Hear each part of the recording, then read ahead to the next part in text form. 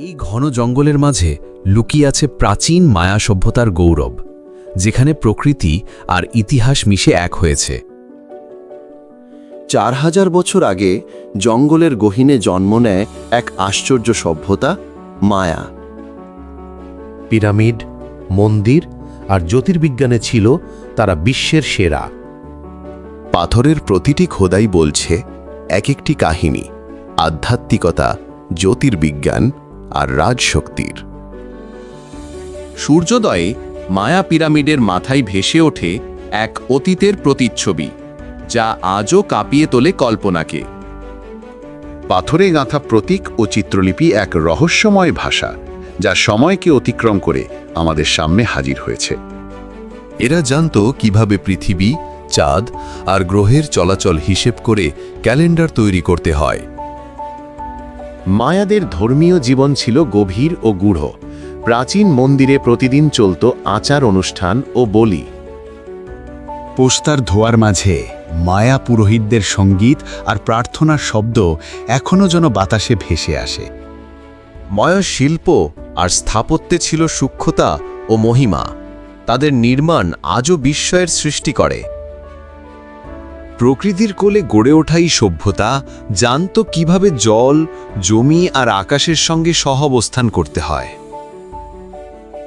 নদীর ধারে এই জনপদে গড়ে উঠেছিল রাজপ্রাসাদ, ক্রীড়া ময়দান আর বৃহৎ জনবসতি। মায়াদের ক্যালেন্ডার আজও বিশ্বে আলোচিত, যা সময়ের সীমা ছাড়িয়ে দিয়েছে তাদের জ্ঞান। মায়া শহরগুলো ছিল পরিকল্পিত, বিশাল চত্বর, রাস্তা ও মন্দির এক অদ্ভুত কাঠামোয় গঠিত। ধ্বংসস্তূপের এই পথ হয়তো একদিন পায়ে হেঁটে চলেছে এক রাজা, যিনি নিজেকে দেবতার দূত ভাবতেন।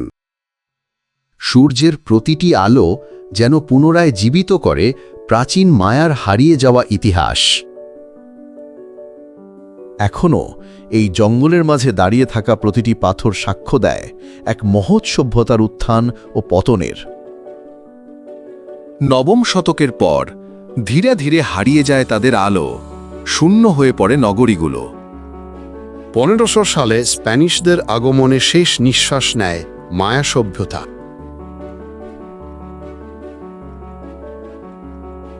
অ্যাটলান্টিস ছিল এক প্রাচীন, উন্নত সভ্যতা, যেটি প্রায় 11,000 বছর আগে প্লেটোর লেখায় প্রথম উঠে আসে। তার মতে এটি ছিল হস্তির দাঁতের প্রাসাদ, সোনার মন্দির আর অজেয় প্রযুক্তির একটি দ্বীপ। আটলান্টিস কোথায় ছিল তা আজও রহস্য। কেউ বলে আটলান্টিক মহাসাগরে, কেউ বলে মিশর বা গ্রিসের উপকূলে। আটলান্টিসের মানুষ ছিল প্রযুক্তিতে অগ্রগামী। তারা শক্তি উৎপন্ন করত বিশাল স্ফটিক থেকে। শহরে ছিল জলের নিচে চলাচলের সিস্টেম, উড়ন্ত যান এবং সোনার রাস্তা।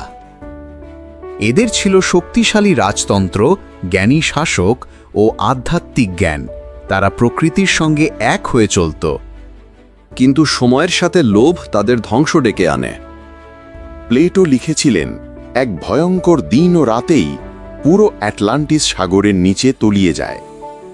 ভূমিকম্প, সুনামি ও আগ্নেয়গিরির ভয়াবহতায় শহরটা মুছে যায় পৃথিবী থেকে।